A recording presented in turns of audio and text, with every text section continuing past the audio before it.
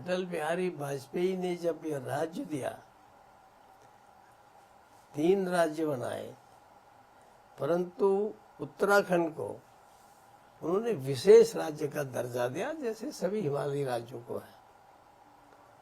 और विशेष राज्य के साथ साथ और उसके कोई 1 साल 1.5 साल बाद जब उत्तराखंड की यात्रा पर आए, तब यहाँ कांग्रेस का शासन आ चुका था। और जब हम उनसे मिले, पंडित नारायण दत्त तिवारी तत्कालीन मुख्यमंत्री मिले, तो अटल जी ने ये नहीं सोचा कि यह सरकार किसकी है। उनको पता था कि अगर उत्तराखंड को सेल्फ सफिशिएंट बना तो सबसे पहले यहाँ उद्योग होनी चाहिए।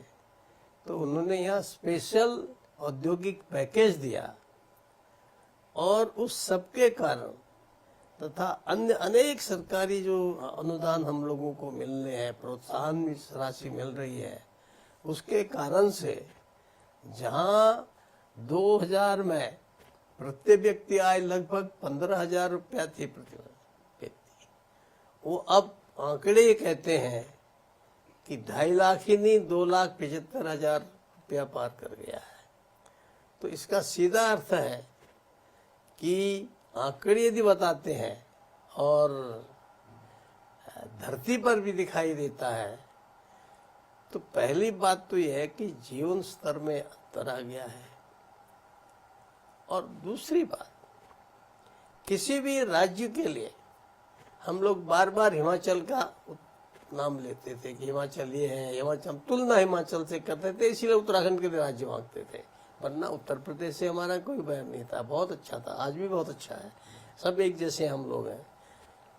लेकिन क्यों? क्योंकि उत्तराखंड हम देखते थे कि वहाँ सड़क बहुत दूर तक पहुँच चुके हैं, वहाँ लोग पलायन बहुत कम है और यहाँ बहुत ज़्यादा है, वहाँ बागवानी ने बहुत ज़्यादा प्रगति की है। तो उसका कारण क्या था कि तत्कालीन जो प्रथम मुख्यमंत्री थे, उन्होंने परमार जी ने, यशवंत परमार ने, वहाँ सबसे पहले कनेक्टिविटी, सड़कों का जाल बिछाया।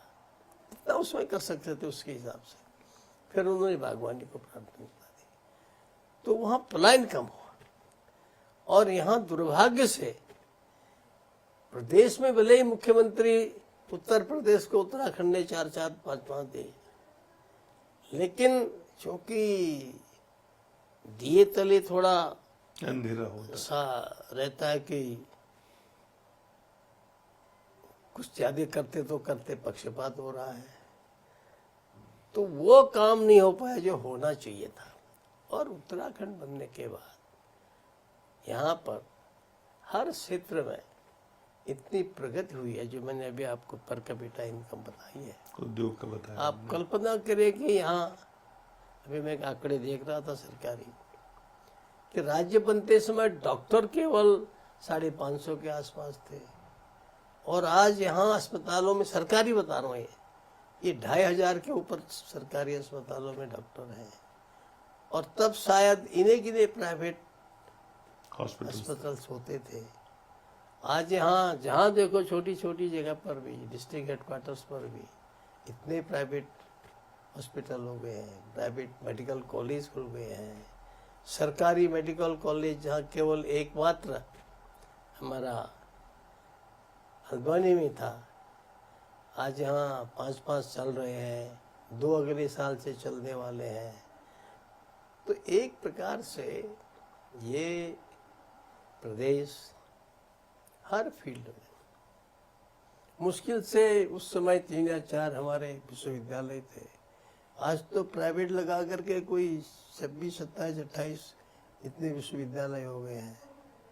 तो कौन सा ऐसा फील्ड है जहाँ प्रगति नहीं हुई, अच्छा नहीं हुआ है? उस जमाने में हम हर जगह अगर टेलीफोन सुनना हो, मोबाइल सुनना हो, तो ऊपर जाते थे, चढ़ाई में चढ़ करके तब फोन पर बात होती थी, बहुत कम मोबाइल होते थे। आज तो आप गुंजी में जाएंगे तो वहाँ भी मोबाइल मिलेगा आपको।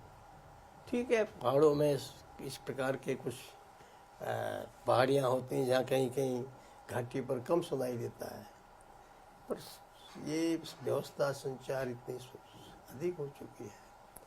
यानी एनएच की सड़कों को देख के और प्रधानमंत्री ग्रामीण सड़कों को देख करके आप कह ही नहीं सकते कि ये उत्तराखंड जो है वही उत्तराखंड है जो आज से 25 साल पहले था।